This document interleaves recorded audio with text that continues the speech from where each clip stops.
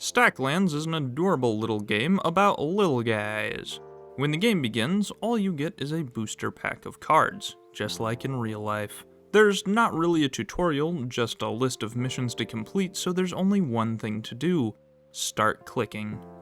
When you crack open a pack, a few resources fall on the ground, and now would be a great time to explain the basic gameplay loop. Stacklands involves, stacking. When certain resources are stacked on top of each other, they create something new. This can be simple, like putting a person on top of a tree in order to harvest lumber, or more complex things like building houses or sheds. I'll try not to show too many complex card stacks because the true fun of Stacklands is figuring these out for yourself. On the surface, this probably seems really simple, but sometimes the crafting recipes can be absolutely insane or take more or less resources than you originally thought. So how do you figure these out? Well, a lot are very self-explanatory, like cooking meat, but for more complicated recipes, it may take hours to trial and error your way into them. That's where ideas come in. Whenever you open a new pack of cards, or when you perform certain actions, it may drop an idea card. These permanently add the recipe to a tab in your menu that you can check at any time, making it way easier to progress. Sometimes you can get an idea you already crafted earlier, or an idea that you can't use until hours later, so it's a bit of RNG as to when you can progress. In the meantime, just throwing random things together until something works is a pretty solid bet, just like college food. Stacklands works on a time system, where actions take a certain number of real-time seconds to complete. You can speed up or pause this time at your own discretion, so waiting usually isn't a problem. Having more people means work gets done faster, and you can perform multiple tasks at once, so it's great to have a ton of citizens around. Until it isn't. At the end of a certain period of time, seen at the top right, the current moon will end. At the end of each moon, the game pauses and automatically feeds each person. Every citizen needs 2 units of food, and babies need 1. Each time they eat, they restore HP if they're missing any, but if there isn't enough food to go around, your citizens starve. For each person that doesn't get fed, a corpse is made and you lose that person. If there isn't enough food to feed even one villager, the game ends and you lose. So more people means faster work, but more of that work needs to be used on food production for each one. This creates a really interesting balancing act where you need to limit the number of people you have active at all times. For me, this was usually around 8 to 9 in the late game and only about 2 early on. Now, you can certainly keep your population count low and avoid this issue altogether, it just means that work would take longer, right? Well, not quite. After a few moons have passed, a mysterious portal will open on your board. You can't move it, and after a few seconds it will destroy itself, creating a number of enemies. This is where we talk about combat. The issue is that I have no fucking idea how combat works. Villagers can equip 3 items, a head slot, a weapon slot, and an armor slot. Depending on what weapon you give them, their class will change, and with it, their maximum health. Each item has a level associated with it, and as far as I understand, higher numbers mean strictly better. Some items can cause status effects or buff your villagers, but usually you just want big numbers. Combat happens automatically when villagers and enemies are near each other, so you can just avoid enemies if you need to stall or heal, but unfortunately that means you can't get anything built, since enemies will move towards them and engage, interrupting the building process. Your best bet when it comes to combat is simply to do as the Russians did and throw bodies into the fight until your enemies run out of bullets. It's also really good to have at least 1 unit able to heal, because without it, combat can be pretty rough. Once you get a group of about 7 buff dudes to pile onto something though, it usually dies pretty easily. Honestly, this game isn't about combat, it's just a side mechanic used to put your village on a timer, as portal invasions get more frequent and more difficult over time. You can also send people into the portal to take on waves of enemies, which gives a lot of loot but can be pretty dangerous if you're not ready for what's inside.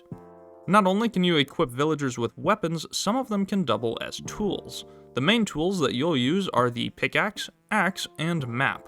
Pickaxes increase the speed of mining-related tasks, axes increase woodcutting, and maps increase the speed of exploration but slightly slow down all other tasks. Exploring is a mechanic that allows a villager to move onto a location and gather resources after a certain amount of time. While most resources disappear after they're used a certain number of times, locations are mostly infinite and therefore are a steady supply of income. Remember earlier when I talked about opening card packs? Well, this is your main way of getting new resources. All of your cards can be sold for a certain amount of coins. Coins can then be used to purchase new card packs, and each of the packs contain different resources. They'll also tell you what they contain and how many of the cards you don't know yet as you open more of them, so you know what you need to buy in order to progress. Oh, but this isn't all of them. If you happen to find the recipe to make a rowboat, you'll journey to the island. The mainland, all things considered, is pretty habitable. Good resources, low costs, easy food, and sometimes enemies. The island, on the other hand, sucks dick. This second map has an entire different set of resources, and they're all annoying. The main difference is that you get less of everything. To get wood, you need to find driftwood, which yields very few pieces of wood, and to get stone, you need to combine pieces of sand, basically halving the resources that you can actually get. This would be annoying under normal circumstances, simply because everything just takes longer, but these aren't normal circumstances. This is the island. You're on a time limit here. Food on the island spoils, becoming completely unusable and valueless over time. Later in the game, this isn't really an issue because high-level food production is absolutely insane, but early on, this mechanic is a nightmare. Couple this with the fact that you can move very limited resources from the mainland to the island, and it's a real chore. However, you don't get to escape the island for free, or simply avoid it. There are a few things absolutely needed to beat the game here. That's right, Stacklands has a definitive ending. This involves completing quests in the Grand Scheme category. Here are the main steps that you need to worry about, and don't worry, it's not spoilers if the game tells you what you need to do. First, we need to find the catacombs. It's an area that you can explore, and eventually you'll find a mysterious artifact. Then, build a temple. Put the artifact in the temple and you'll summon a demon. Brutally kill it. Next, you need to go to the island and suffer for a while. Then you need to find a treasure map which will bring you to a sacred chest. Make a sacred key to open it and it'll drop the island relic. It'll also spawn a kraken for you to kill, and go ahead if you feel like it. Bring the island relic back to the mainland, build a cathedral, and put it inside. Good luck.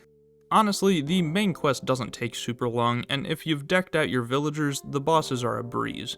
But filling out those achievements is what it's all about. Stacklands is a really casual game at the end of the day, and it doesn't need to be challenging or time-consuming to be fun. It took about 11 hours for me to 100% the game, but it's a lot less if you know what you're doing.